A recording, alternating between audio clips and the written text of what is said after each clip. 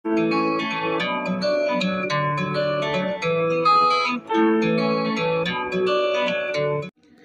Friends, welcome back to my channel way to knowledge. मेरा नाम है अर्शीन और आज की इस वीडियो में हम पढ़ने जा रहे हैं गॉथिक फिक्शन जिसका नाम है the murders in the Rue Morgue by Edgar Allan Poe. ये एक शॉर्ट स्टोरी है एंड इसको एक फर्स्ट मॉडर्न डिटेक्टिव स्टोरी माना गया है। सबसे पहले डिटेक्टिव स्टोरी यही लिखी गई थी। बात करें अगर कैरेक्टर्स की, तो इसमें एक मेन कैरेक्टर है मॉन्सियर ऑगस्ट ट्यूपिन, जो अपनी इंट्यूशंस एंड एनालिटिकल माइंड की वजह से एक मर्डर मिस्ट्री सॉल्व करता है, जो कि बहुत ही बुरी तरह से हुआ था मर्डर। और जो राइटर है जो ये स्टोरी नैरेट कर रहा है वो ड्यूपिन के फ्रेंड हैं। इस स्टोरी में मर्डर होते हैं दो, मैडम लेस्पिनी का एंड उनकी डॉटर का, कैमिली लेस्पिनी। एंड अदर कैरेक्टर्स की अगर बात करें तो बहुत सारे यहाँ पे नीबर्स हैं, पुलिसमैन है, बैंकर है, छोटे छोटे बहुत सारे रोल्स हैं जो कि विटनेस बनते हैं कि हमने मर्डर्स की टाइम पे कुछ आवाज़ें सुनी थी। तो चलिए स्टार्ट करते हैं स्टोरी। राइटर एंड मॉन्सियर ऑगस्ट ट्यूपिन की पहली मुलाकात एक बुक शॉप पर होती है जो कि सेम बुक सर्च कर रहे थे। फिर उसी के थ्रू उन दोनों में बातचीत स्टार्ट होती है और करते करते वो एक अच्छे फ्रेंड बन जाते हैं। इतने अच्छे फ्रेंड बन जाते हैं कि दोनों साथ रहना स्टार्ट कर देते हैं। फिर राइटर यहाँ पे बताते हैं कि किस तरह से ड्यूपिन उनके मन की सारी बातें पहचान लेता है। जो भी वह सोच रहे होते हैं उसी को वो फ़ौरन बोल देते हैं कि तुम ऐसे ही सोच रहे हो ना, जिसकी वजह से वो काफ़ी सरप्राइज़ हो जाते हैं बार बार। और जब राइटर उनसे पूछते हैं कि तुम कैसे पहचान जाते हो सब कुछ, तो ड्यूपिन का कहना है कि लोगों के फेस पर एक विंडो होती है जिसके थ्रू वो उनके मन की बात में देख लेते हैं। एक रात की बात है, 3 बजे होते हैं। अचानक से सेंट रॉक क्वार्टर में कुछ चीखने चिल्लाने की आवाज़ें आने लगती हैं। जब लोगों की आँख खुलती है तो वो देखते हैं कि ये आवाज़ें र्यू मॉर्ग के 4th फ्लोर से आ रही हैं। इतना ज़्यादा शोर देखकर सारे नेबर्स बाहर निकल आते हैं और 8 से 10 नेबर्स, 2 पुलिस एंड वॉचमैन सब स्टेयर्स की तरफ भागते हैं। और जब वो स्टेयर्स की तरफ चढ़ रहे होते हैं, जैसे जैसे उनको 2 एंग्री वॉइसेस भी सुनाई दे रही होती हैं।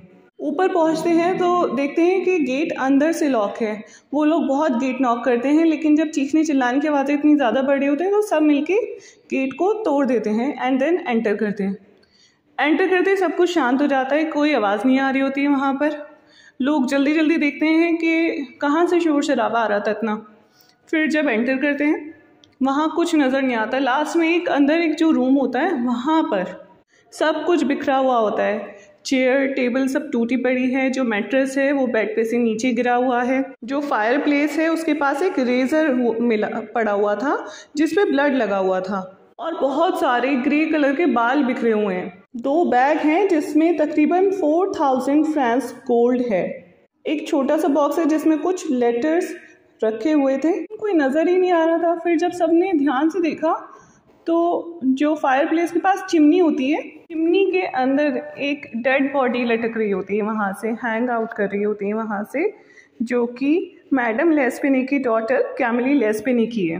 कम से कम 3-4 लोग मिलके उसको बाहर खींचते हैं, निकालते हैं। फिर सब मैडम लेस्पिनी को ढूंढते हैं। देखते हैं जो यार्ड है, आंगन जो होता है, वहाँ पे उनकी डेड बॉडी पड़ी हुई थी और नेक पे बहुत ही गहरा कट था। इतना गहरा कट था कि उनकी जो गर्दन है वो उनके बॉडी से अलग हो जाती है हाथ लगाते ही। पुलिस के पास कोई आंसर नहीं कि इतनी ब्रूटली कोई किसी का मर्डर कैसे कर सकता है। फिर वहाँ पे पुलिस आती है, सबसे इन्वेस्टिगेशन स्टार्ट हो जाती है। जितने भी विटनेसेस थे सबसे इन्वेस्टिगेशन होती है। और बात करें अगर वॉशरमैन की, तो वॉशरमैन कहता है कि ये लोग यहाँ पर तकरीबन 4 साल से रह रहे हैं, लेकिन इन दोनों के अलावा अक्सर यहाँ पे कोई आता जाता नहीं था। बहुत ही अच्छी नेचर के थे दोनों। लगता तो नहीं कि इनका कोई दुश्मन हो सकता है जो कि इतना ब्रूटली इनका मर्डर कर दे। शॉपकीपर का भी यही कहना था कि जो डॉटर है मैडम लेस्पिनी की, वो कभी कभार मुझसे आके सामान लेती थी, ज़्यादातर मैडम लेस्पिनी लेकर जाया करती थी। अब ये न्यूज़ पूरी तरह से फैल चुकी है, न्यूज़पेपर में प्रिंट हो चुकी है। ड्यूपिन अपने घर में बैठकर इस न्यूज़पेपर को बहुत ही इंटरेस्ट के साथ पढ़ रहे होते हैं एंड तभी वो अपने फ्रेंड से बोलते हैं कि चलो हम साइड पे चल के देखते हैं, क्योंकि न्यूज़पेपर में न्यूज़ जो आई है वो ये है कि एडोल्फ लीबॉन जो कि क्लर्क था उसको अरेस्ट कर लिया गया है, लेकिन ना जाने क्यों। एटलीस्ट पुलिस को किसी ना किसी प्रूफ के साथ अरेस्ट करना चाहिए था, ऐसे ही अरेस्ट नहीं करना चाहिए था। उसी दिन उस जगह पे जाते हैं, डेड बॉडी अभी भी वहीं पड़ी हुई होती हैं।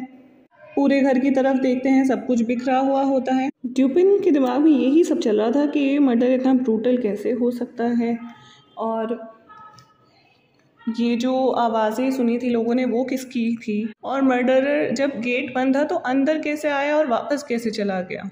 गर्ल की बॉडी, जो बेटी की बॉडी थी, वो चिमनी में कैसे गई अंदर, और जो मैडम लेस्पिनी थी उनके पूरे बाल खींच के अलग कर दिए गए। सारे उनके जो ग्रे कलर के हेयर थे वो बिखरे हुए थे, उनकी हड्डियां टूट गई थी।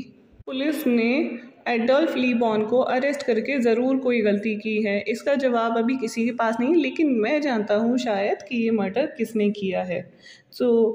यही सारी बातें वो राइटर को बोलता है। राइटर बहुत सरप्राइजिंगली उसको देख रहा होता है कि इसके दिमाग में अब ना जाने क्या चल रहा है। अब ड्यूपिन राइटर से उन आवाज़ों की बात करता है जो कि सारे ही लोगों ने सुनी थी, और बोलता है कि तुम जानते हो ये मर्डर किसने किया है, जो कि ऐसी लैंग्वेज बोलना जानता हो जिसे कोई नहीं जानता। जो विटनेसेस ने बोला है, फ्रेंच मैन है जिनको फ्रेंच आती है, उन्होंने बोला है कि वो वॉइसेस स्पेनिश में बात कर रही थी। जो डच मैन है वो कहते हैं वो फ्रेंच में थी वॉइसेस।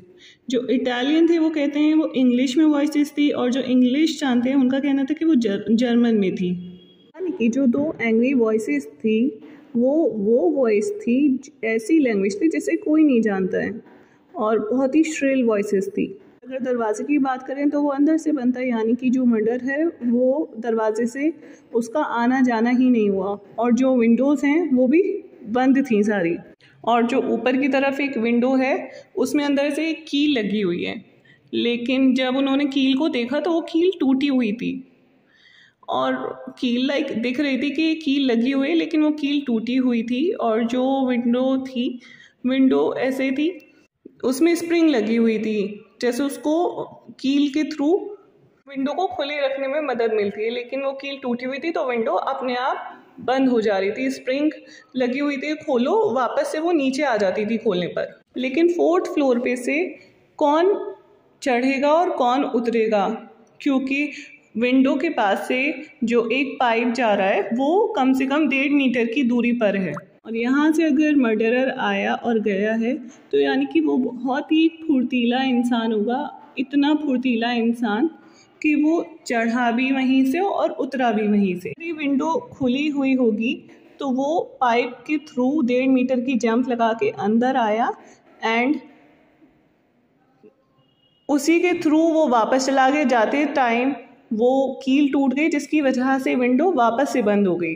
लेकिन ऐसा कौन सा इंसान कर सकता है, कौन हो सकता है जो इतना स्ट्रॉन्ग हो और इतना फुर्तीला हो, साथ में ऐसी लैंग्वेज भी बोलना जानता हो जो कि कोई नहीं जानता। लेकिन किसी भी मर्डरर का मोटिव होता है चोरी करना, लेकिन ऐसा कौन सा चोर है जो कि मर्डर तो कर गया लेकिन जो गोल्ड था, जो कैश था, वो सारा भूल गया वहीं पर ही। और याद करो वो जो डॉटर है उनकी बॉडी चिमनी के अंदर कैसे गई, निकालने में 3-4 लोगों की मदद लगी, तो एक इंसान उसको अंदर कैसे डाल सकता है, क्योंकि शुरू में तो वो ब्रॉड होती है लेकिन जैसे जैसे गहराई उसकी बढ़ती है वो नैरो होती चली जाती है। मैडम लेस्पिनी की बॉडी नीचे ऐसे फेंक दी गई कि उनकी हड्डियां टूट गई, सर अलग हो गया। तो ड्यूपिन कहता है कि राइटर से आप बताओ कि ये मर्डर कौन कर सकता है। वो बहुत ही सरप्राइजिंगली बस उन्हें देख ही रहे होते हैं। वो कहते हैं मुझे नहीं पता, तुम्हें बता दो, हो सकता है कोई पागल हो, मैडमैन हो कोई।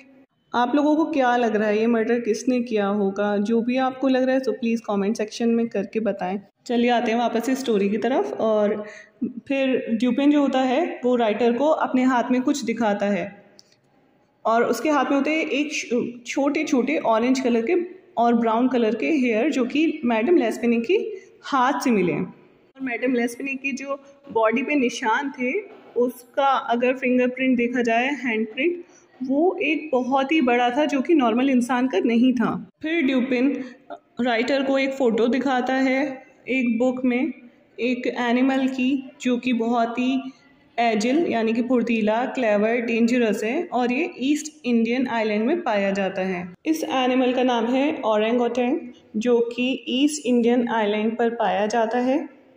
ज़रूर कोई सेलर इसे ईस्ट इंडियन आइलैंड से लेकर आ गया है जो कि उसके पास से भागकर यहाँ पर आ गया और उस विंडो के ज़रिए उसने एंटर किया और ये मर्डर्स करके यहाँ से चला गया।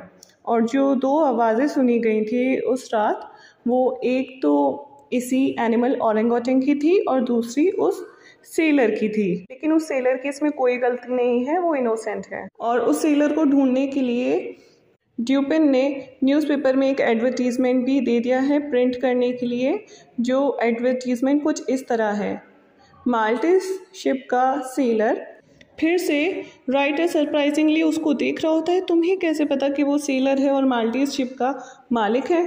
ड्यूपिन कहता है मैं श्योर नहीं हूँ, लेकिन ये रिबन मुझे विंडो के बाहर से मिला है, उस पाइप के पास से जहाँ से ओरेंगोटेंग चढ़ा और उतरा था। ये एक डार्क रेड कलर का है और इससे जो सेलर्स हैं वो अपने लंबे बालों को बांधने के लिए इस्तेमाल करते हैं। ऐसा रिबन सिर्फ माल्टीज सेलर ही इस्तेमाल करते हैं। तो फिर राइटर कहता है तुम्हें क्या लगता है, क्या वो इस एडवर्टीज़मेंट का जवाब देगा? वो डरेगा और खामोश होकर बैठ जाएगा, ऐसा भी तो हो सकता है। तो ड्यूपिन कहता है कुछ भी हो सकता है, लेकिन एडवर्टीज़मेंट देख के वो इतना ज़रूर डर जाएगा कि जब इतना कुछ पता चल सकता है इस मर्डर से रिलेटेड तो उसका भी पता चल सकता है। हो सकता है वो खुद ही आके सब कुछ कन्फेस कर ले।